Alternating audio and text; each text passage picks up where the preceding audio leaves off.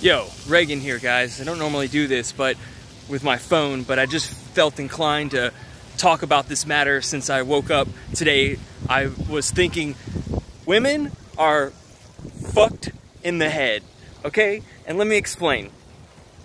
I think it was brought about when I watched this video of this couple. You can see a lot of these videos online. It was this like couple camping in this trailer, and they move around, you know, they live the nomad life.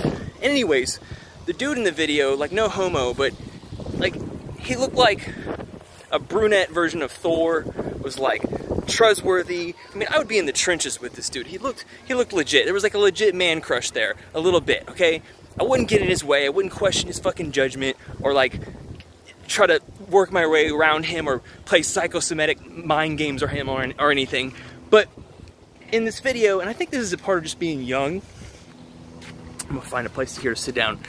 I think it's about being in your 20s, because when you get in your 30s, it's like, fuck, dude, go work like 2 years with mentally handicapped people. Go spend some time working with the elderly. Like, and, you know, everybody has their own unique challenges and desires in life.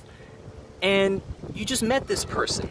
Before you met them, you guys were two different people. And for some reason, like, it's always about power. It's always about control. And that's the issue that I have with 99% of relationships, and especially meeting women in the city. I think it's a modern thing, men and women. And this isn't a video about getting into how malicious and malevolent men can be, because believe me, I've had my whole life full of encounters with truly like evil men who wanted to inflict pain and suffering in my life. I've experienced that, and I've stood up for myself and, you know, did what I had to do. But I swear, it was evident to me when I took my last girlfriend last summer. I had a girlfriend just a few years older, and something about the city, man, it makes everyone competitive in every domain. And it's just like these kids. I mean, they're playing games. We never stop playing games as we get older. It doesn't change. It's just a whole new ball game. I thought about it a lot this morning. They're so fucking quick to defend themselves, most women, and fly off the handle. And I think that's as a result of having just really traumatized childhoods. Because in a perfectly healthy and willing situation, oh yeah, I was talking about my ex-girlfriend. I don't know how I got off tangent on that one. That's pretty easy. We went out camping, like, well, I would say camping. We went to an off-grid home this guy built. It was pretty awesome. I found it like on chance on Airbnb, and we thought it was a good idea. So we went out there, and of course we're fighting the whole way out there. But there was a time when we got out there, I don't know if it was the drugs, man, but like, we were at peace, and we were just walking around the desert with each other, and like children, like these kids, just playing, swinging. And I could see, like, she was 33, and I could see her like revert back to her like 18-year-old self. It was so wonderful. It was like, yeah, why can't we be like that all the time? Why can't we just fucking play and lollygag around? I know we got responsibilities and shit, and it just gets too much. It makes people deranged. It makes our normally joyous, childlike selves turn into freaking Satan. I guess the only pro tip advice I got would be to look for a woman with character, who's, you know, been through shit, who's willing to accept your influence. Because in that video, I guess I went off on a tangent, in that video of this girl living with this couple, she was like, yeah, we get in fights, and it's like, why? Just like, cooperate. Like, if I, you know, met a man or woman and we thrust ourselves in a situation of living in a 10-foot trailer with each other, I would not dare try to inflict any drama in the situation. I mean, again, go work with disabled people. Like, the trick is communication and willful, like, loving communication. When you're in a conflict, to sit down with somebody and say, okay, let's address the needs. Like, what is bothering you, and what can I do to accommodate?